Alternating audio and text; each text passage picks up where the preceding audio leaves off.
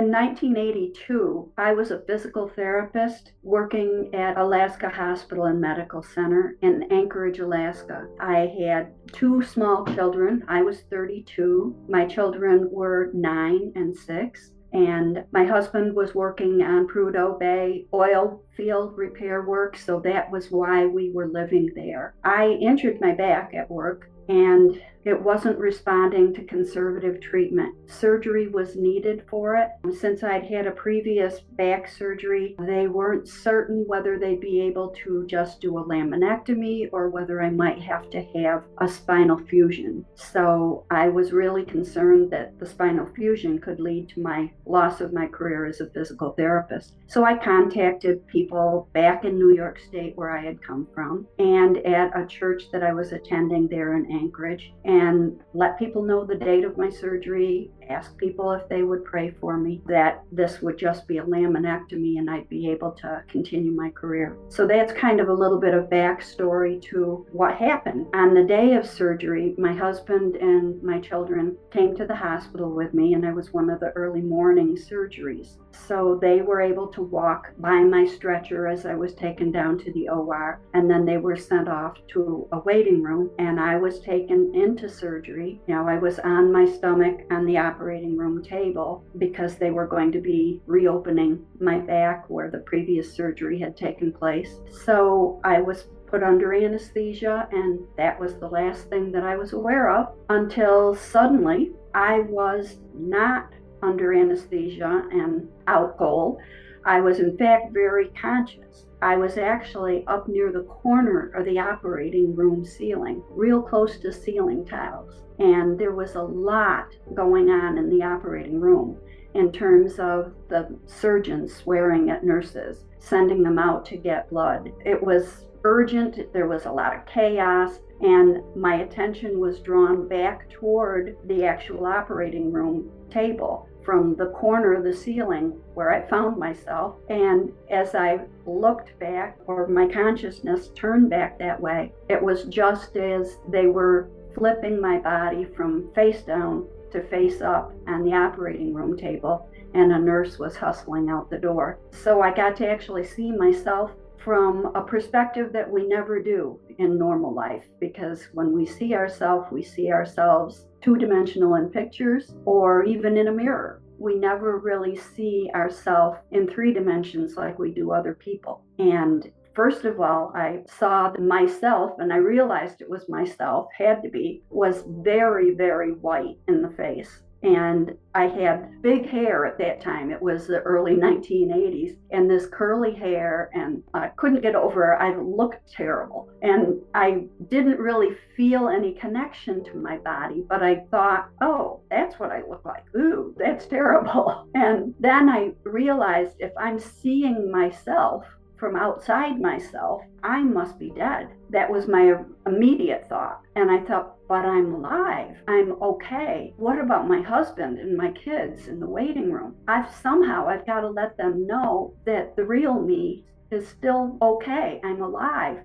So as soon as I thought that, I began floating and actually went through the wall of the operating room and back out into the hallway that they had brought my stretcher down to bring me to the OR. Then I was trying to retrace how we had come down to the operating room. And so I continued down this long hallway past other operating rooms that were being used. And then there was a double door entry that came into the operating room suite, went right through that doorway just as I had gone through the wall. And then as I got through that double doorway, I was drifting in the direction that I thought maybe the waiting room was, and was going along when all of a sudden I had this telepathic voice that spoke and said, "Pay attention to this man." And so it drew my attention to the side, and there was in fact a man who was rushing back in the opposite way from the way, toward the way I had just come from. And he was wearing like a jacket and dress pants. And as soon as the voice said to pay attention, nearsighted me, who always wears glasses, was clearly seeing, and not only clearly seeing everything about his facial features and his clothing, but was actually able to kind of zoom in and see his eye color and see real definition to exactly what this person looked like. And then as he rushed past and was going back toward those double doors to the operating room suite, I could hear his own thoughts. I realized I was hearing his thoughts. He was saying, I need to get in there. I have to get in there fast. Was running through his mind. Then I heard the thoughts of another man who was closer to those double doors. And that other man was saying, what does this guy think he's doing? He can't go in there. That's where surgeries are going on. So both of these men's thoughts I was hearing. And when the man I was supposed to pay attention to got up close to the double doors, he paused for a bit. And then it was like electronic doors that opened up before him, and he rushed on through. And once he was through and those doors closed, my first thought was back to the waiting room, my husband and my kids. But suddenly I wasn't able to keep going in the direction that I was thinking I wanted to get to. And instead, it was as though I were being drawn by a force that was lifting me up toward the ceiling and then to the following floor and continuing upward until I actually literally came out the roof of the hospital. And I kept going up and up until I was literally about the height of what a small plane might be flying at. And then the direction I was being pulled changed from upward to lateral. And I was moving really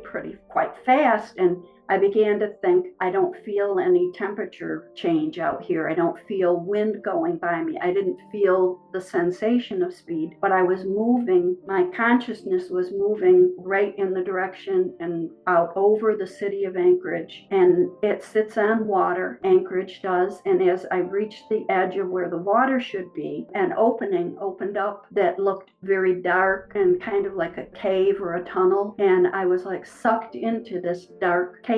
And once I was in there, it seemed as though I went into much faster speed than I had already been moving. And in the very far distance, I could see just a pinprick of light. And as I kept moving really fast, the pinprick of light kept getting bigger and bigger and bigger as I was approaching it, until I literally burst through the light itself and out into an entirely different environment. It was an environment that was very bright and yet very arid, very different than Anchorage. It was like dry, rocky ground, brown ground. And being a Christian, I thought, well, if I'm dead, I'm going to be going into heaven and Jesus will be there. And that wasn't what I saw at all. I looked down, to see, am I standing on ground? What's happening? And I saw that I did not see any feet, any legs. I felt as though my body was still my body, but it wasn't obviously look like that because I could not see any feet or legs. Then again, a different telepathic voice I heard, and it said, follow me. And it came from my left side. And as I looked over toward my left, there was a man who was climbing up a slope out of this down valley-like area that this must have been. And he was climbing up the slope out of it. And when he said, follow me, I was immediately behind him, about 3 or 4 feet behind him. And so I was looking at him closely from what did he look like? Who was this? And I saw that he had very almost black hair that had been pulled back and tied with a leather tie. And then as far as clothing, he just had a very simple off-white sort of a toga type of clothing with, again, a tie, simple tie around the waist, and it came down to about just past mid-thigh was where the toga left off. And then below his knees, he had crisscrosses of leather across down his calves to leather sandals. And as I took all of this in, I'm thinking, well, that's not how I picture Jesus. And I know this isn't Jesus. I don't know who it is, but that much I know. And I don't know why I'm supposed to follow him, but I did. And as he came up over the edge of where he had climbed up and I had been behind him, then the scenery changed totally. And what I saw then was a green, lush meadow type filled with beautiful flowers, trees with lush leaves off in the distance, just absolutely gorgeous. And what I realized then was that everything I was looking at, from the grass to the flowers to the trees to the leaves, everything was lit from within and was giving off this light that was within it. And the colors were indescribable, brilliant, brilliant, iridescent. Words just don't describe these colors, many of which I had never seen before. So I was really fascinated with this, and my guide, I started to call him, had gone on ahead and again said to me, follow me. And when he did, then again, I was right up behind him. And at this point, he was on the edge of a river, and the river was glistening, giving off light like everything else was. Everything just seemed to be so alive. On the far bank of this river, which was not all that wide, but on the far bank were my father, who had died when I was 7, and my brother, who had been killed in a car accident, and aunts and uncles that I knew had passed away. Then there were 4 other people that were there, beings that were there, who I just knew. I had never seen pictures of my grandparents because they had died before I was born, long before I was born. But yet I knew that that's who they were. And it was like a huge family reunion. And they were just so thrilled that I was there, and I wanted to go to them so badly. I wanted to be with them. They said, oh, she's here, isn't it wonderful? I just was so wanting to go there to them. And my guide said, no, we have to go somewhere else first. And all of this movement that I was going through at this time, I was being drawn. It wasn't like I was saying I'm going to go right, and so then I was able to go right. I was drawn where I had to go, and so I had to follow my guide. And he went further down along the bank of the river and around a curve in the river and into a huge opening. And in the center of this opening was an enormous building that was like an alabaster white. It was glowing like everything else, and just glistening white, and looked Roman or Greek or something because of columns and long stairs that went up to like a big entryway door. And I also saw other beings who were there, who some at the foot of the stairs and some coming down, and many more people around, beings around. And again, my guide went directly up to the doors, said, follow me. And so I was up and behind him as the doors opened, and we went in to this huge room that was long, with all sorts of tables down the center of it, and along the sides were shelves upon shelves for stories upon stories that were filled with books and scrolls. And the tables in the center, there were people that were beings that were at the tables and were looking at things, and other people were standing at the end. And all my guide said at this point is, this is where the book of life is stored, but we're not staying here, follow me. And so we went the full length of this whole area and into a small area in the back, a hallway like, and then into a doorway that was into a much smaller room. And this much smaller room had like an oval shaped, almost like if you think of a conference table, and there were lots of other beings who were sitting around this as though they were waiting for us to arrive. And when we came in, I felt as though all of these people, these beings, knew who I was, were happy to see me, that I should know them. Don't know why I felt that way, but they just felt so familiar. And that's when my guide said, we're going to review your life. And as that was said, the middle of this conference table type area was clear, almost like a glass bottom boat, until that was said, at which point it became like a hologram. And up from the center of this, I was able to see all of my life, from when I was born through that time when I was 32, and not just see it, but re-experience all these different encounters and things that took place during my life, and also feel what the other people that I was interacting or talking with were feeling at the same time, that as feeling what I was feeling, I was able to feel both at the same time. It was really amazing to see how wonderful some things were in terms of maybe a small kindness that I thought I had done. It was so positive for the other individual that they went on and did more positive things. And I saw this huge ripple effect of how much impact your behavior and your thoughts and actions literally have on other people. And of course, I felt bad for ones where I wasn't acting very well to somebody else and they were hurt, and then they felt badly and did something badly to someone else or just felt terrible. So I felt bad about those things, but I didn't feel any sort of judgment or you shouldn't have done that, or any of that sort of feeling coming from all of those who were there watching with me. So it was all a learning and a positive and uplifting sort of experience.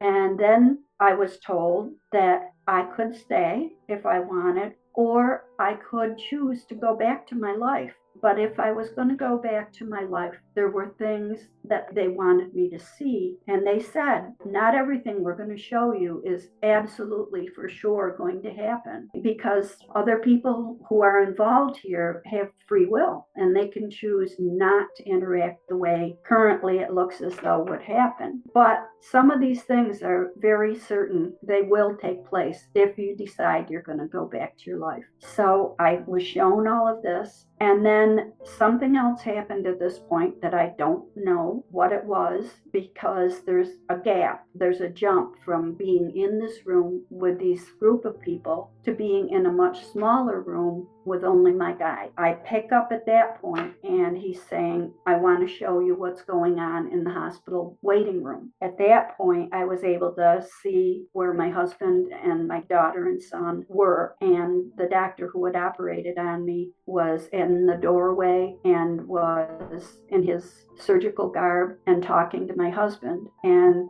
the kids were behind him toward this small couch that was in the room. Then my guide said, I also want you to see the prayers of the people that you asked to pray for you over here. And so it was like off to the right, I was shown prayers represented as though each one was a musical note, like you would see on a score of music. Each note was going vertically and attaching to another note and another note and coming up higher and higher, closer and closer to where we were. And at that point, he showed me that my daughter was praying that she thought I had died, and that's why the doctor was there after such a long, long time of past when they thought he would be coming. And she was praying that she wanted me to live. She didn't want me to be dead. And her prayer, when it was attached to all the other prayers as the last musical note,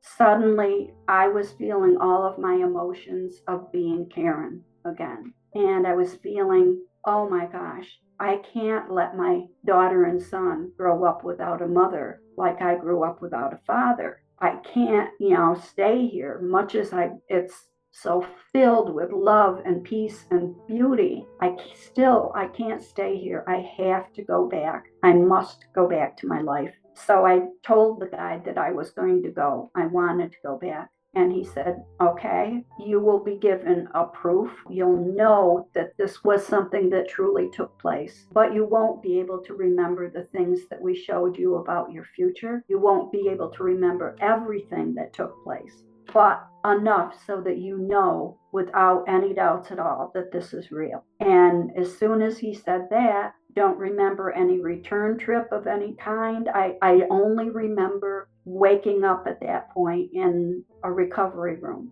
And in the recovery room, my kids were on one side of the bed, and my husband was on the other, stretcher, I guess it was. And immediately, I was still filled with this peace and this love that had permeated everything. And I had never felt anything like that before. And when it came to the surgery, couldn't even remember clearly what they had operated on or what for, and I was so befuddled that I had a big swollen stomach, and I thought, did I just have a baby? That part of my mental capacity was completely still befuddled and under anesthesia, but the consciousness that I had had as I experienced my near-death experience was crystal clear, and remembering all of what I just said here. I was in the hospital for 12 days. And of course, doctors were checking and coming in daily. And one of the very first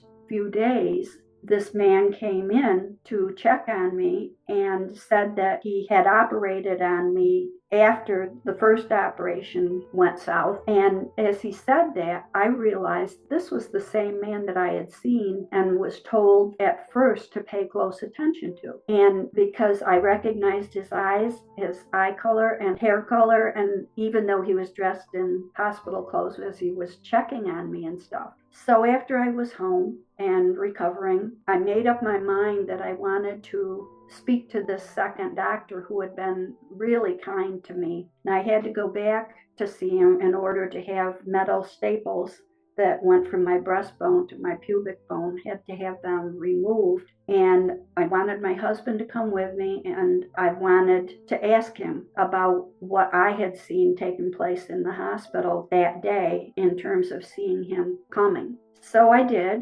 and the reason I wanted my husband also, because I had told him a little bit about I had this near-death experience, and he was kind of like, okay. I knew he just wasn't believing it. And so I thought maybe if I ask this doctor and if, he confirms what I saw, then that certainly is proof to me, but it'll be proof to my husband too. So I did ask him, and his response was, how could you know that? And then he went on to say that he had been in his office seeing patients and had been called stat to try to save a woman whose artery was cut and was bleeding out on the operating room table. And so he had rushed from his office into the hospital. And that was why I saw him in just kind of a regular jacket and clothes and things, and not in any sort of hospital garb like you would normally expect from somebody who was a surgeon. And so